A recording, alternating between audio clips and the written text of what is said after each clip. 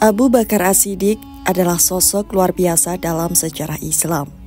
Seorang sahabat terdekat Nabi Muhammad SAW, sekaligus khalifah pertama yang mengemban amanah kepemimpinan umat setelah wafatnya Rasulullah. Nama lengkapnya adalah Abdullah bin Abi Quhafah, namun ia lebih dikenal dengan gelar Abu Bakar. Julukan As-Siddiq diberikan kepadanya karena keteguhannya dalam membenarkan setiap perkataan Nabi tanpa ragu. Terutama ketika peristiwa Isra Mi'raj yang banyak diragukan orang. Abu Bakar adalah teladan iman, kesetiaan, dan pengorbanan yang tak pernah lekang oleh waktu.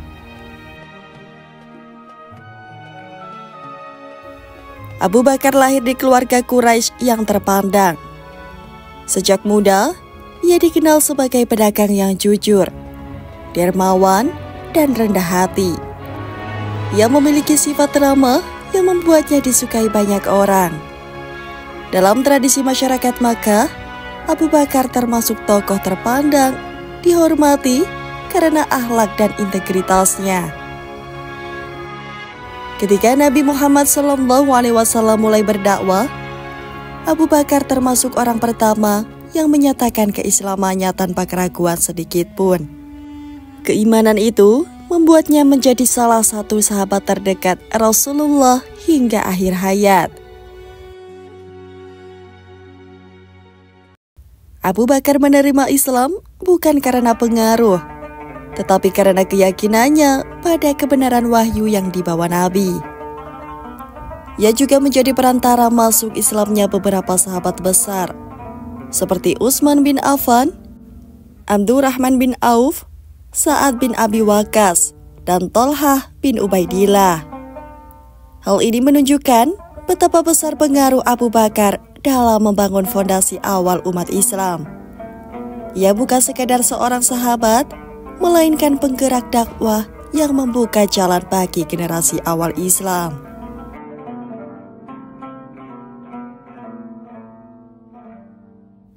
Sejak awal dakwah, Abu Bakar selalu setia mendampingi Rasulullah, baik dalam keadaan lapang maupun sempit. Ia tidak segan mengorbankan harta dan jiwa untuk melindungi Nabi. Abu Bakar membebaskan budak-budak muslim yang disiksa karena iman mereka. Salah satunya adalah Bilal bin Rabah. Tindakan mulia ini bahkan diabadikan dalam Al-Quran Surah Al-Lail ayat 17-21. Dan aku dijauhkan darinya orang yang paling bertakwa, yang menginfakkan hartanya di jalan Allah untuk membersihkan diri dari sifat kikir dan tamak. Tidak ada suatu nikmat pun yang diberikan seseorang kepadanya yang harus dibalas, kecuali dia memberikannya semata-mata karena mencari keridaan Tuhannya yang maha tinggi. Sungguh, kelak dia akan mendapatkan kepuasan menerima balasan amalnya.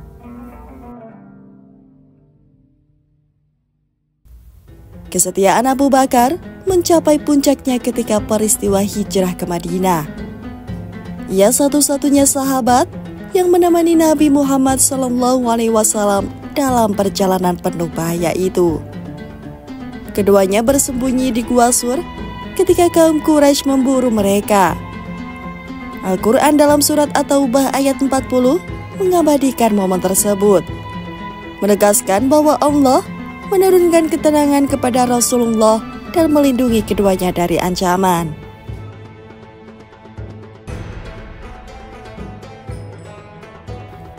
Jika kamu tidak menolongnya, sungguh Allah telah menolongnya, yaitu ketika orang-orang kafir mengusirnya dari Makkah, sedangkan dia salah satu dari 2 orang. Ketika keduanya berada dalam gua, ketika dia berkata kepada sahabatnya, "Janganlah engkau bersedih, sesungguhnya Allah bersama kita." Maka Allah menurunkan keterangan kepadanya, memperkuatnya dengan bala tentara yang tidak kamu lihat, dan dia menjadikan seruan orang-orang kafir itu seruan yang paling rendah. Sebaliknya, firman Allah itulah yang paling tinggi. Allah Maha Perkasa lagi Maha Bijaksana.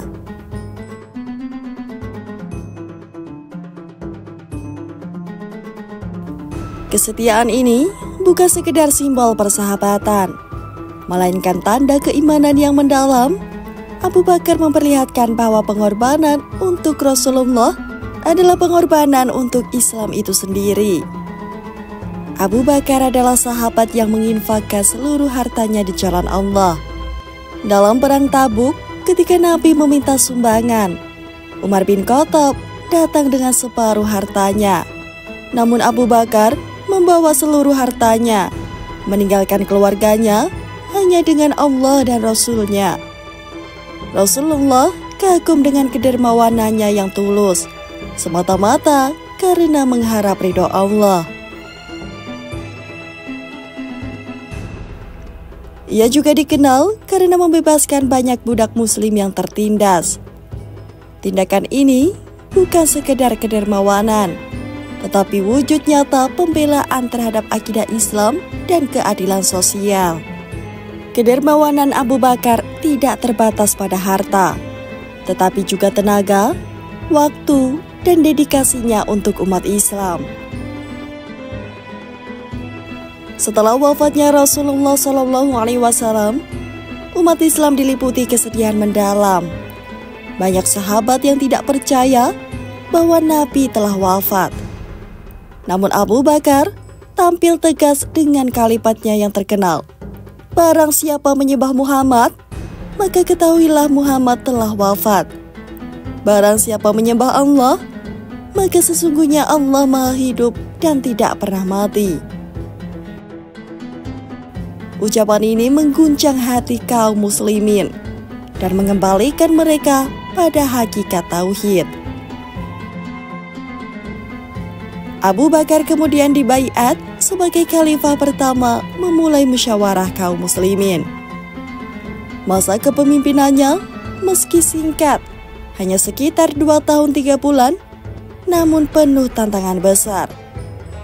Ia menghadapi perang Riddah melawan kabilah-kabilah Arab yang murtad, serta nabi-nabi palsu. Dengan ketegasan dan kebijaksanaan, ia berhasil menjaga persatuan umat Islam.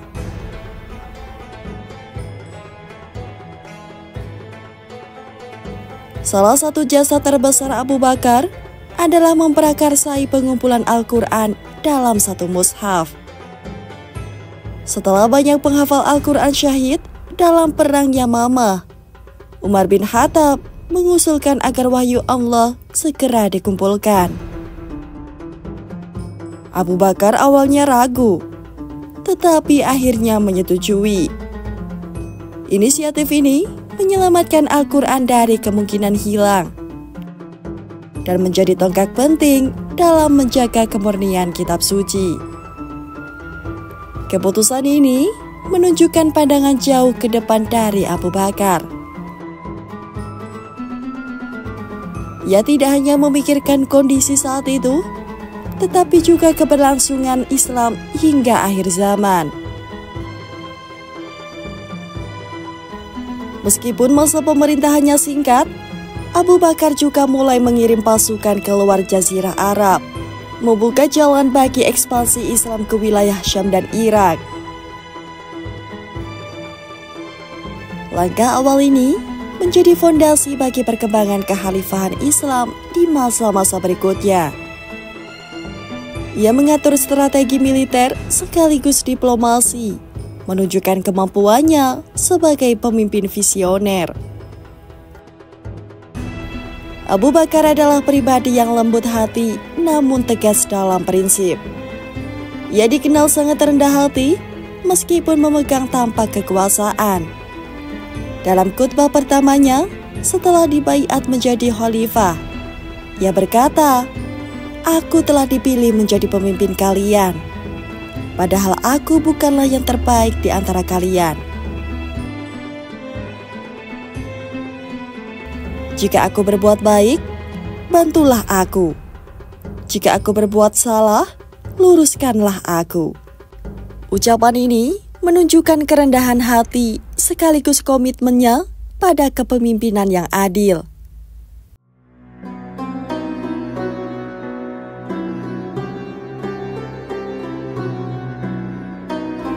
Abu Bakar wafat pada 13 Hijriah pada usia 63 tahun.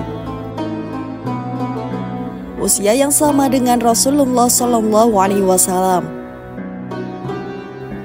Beliau dimakamkan di samping Nabi di Madinah.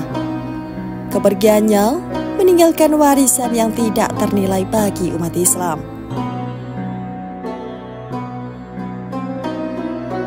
Baik dalam kepemimpinan maupun dalam keteladanan pribadi. Dari sosok Abu Bakar dapat dipetik banyak hikmah. Keteguhan hati, beliau selalu membenarkan Nabi tanpa ragu. Kesetiaan dan pengorbanan, siap menyerahkan harta dan jiwa demi Islam. Kepemimpinan tegas, mampu menegakkan tauhid dan menjaga kesatuan umat di masa kritis.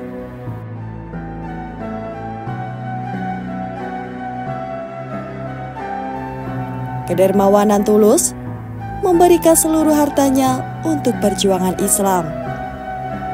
Kebijaksanaan politik, memadamkan pemberontakan dan menjaga stabilitas umat. Kerendahan hati, tidak merasa lebih unggul meskipun memegang kekuasaan tertinggi.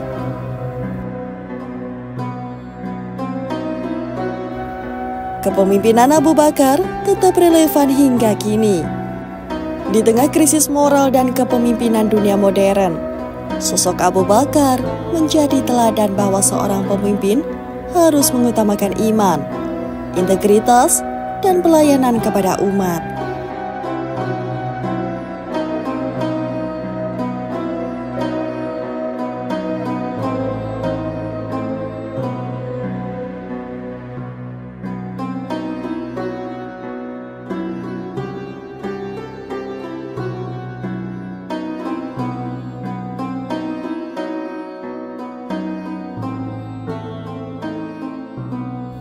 Yang menunjukkan bahwa kekuasaan bukanlah alat untuk kemegahan diri, melainkan amanah yang harus dijalankan dengan penuh tanggung jawab.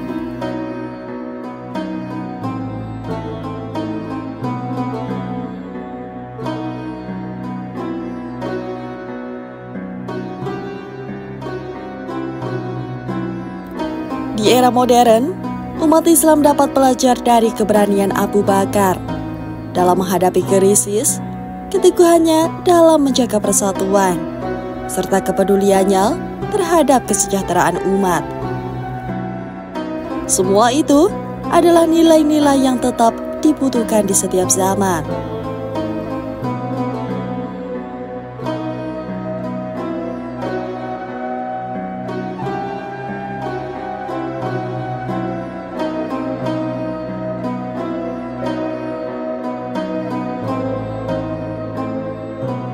Abu Bakar As-Siddiq adalah teladan iman, kesetiaan, dan pengorbanan yang abadi. Ia adalah sahabat sejati Rasulullah, khalifah pertama yang meletakkan dasar kokoh bagi Islam, dan sosok pemimpin yang membuktikan bahwa kekuasaan harus dijalankan dengan iman dan ketakwaan. Kisah hidupnya adalah inspirasi untuk setiap muslim agar selalu teguh dalam keyakinan, dermawan dalam amal, dan ikhlas dalam berjuang di jalan Allah.